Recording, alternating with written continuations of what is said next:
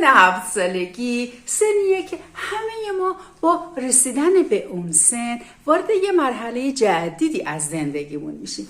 دندون جلومون میفته و دیگه از اون به بعد ما یه کمی داخل آدم بزرگا میشیم. فعالیت آموزشی من با اومدن سال 1403 7 ساله میشه. 6 سال مبارزه، مقاومت و فعالیت. 6 سال جنگیدم با تمام مشکلاتی که سر راه من بود و من باید یک تنه به جنگ تمام این مشکلات میرفتم.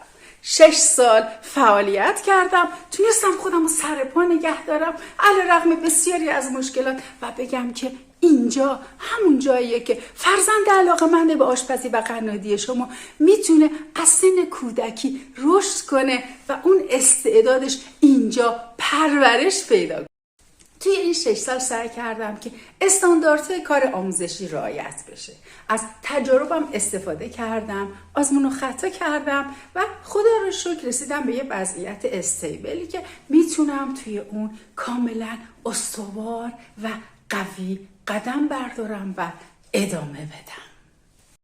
و در سال 1403 همچنان نیازمند هواداری، حمایت و یاری شما خانواده های فهیم و با فرهنگی هستید که به استعداد و علاقه‌مندی فرزندتون اهمیت میدید و برای کشف این استعداد وقت میذارید.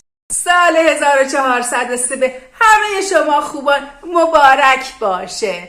امیدوارم که سالی پر از خبرهای خوب، سرشار از سلامتی، پر از موفقیت و یه عالمه پول توی جیباتون باشه. در ضمن سایت من از سال 1403 فعالیتش رو شروع میکنه. همچنین کانال یوتیوب من از سال 1403 نیازمند یاری، حمایت و تشویق شماست تا با انرژی بیشتری من بتونم به فعالیتم ادامه بدم. موفق باشید و سال نو مبارک. عید اومده بهاره هرچی اسم داده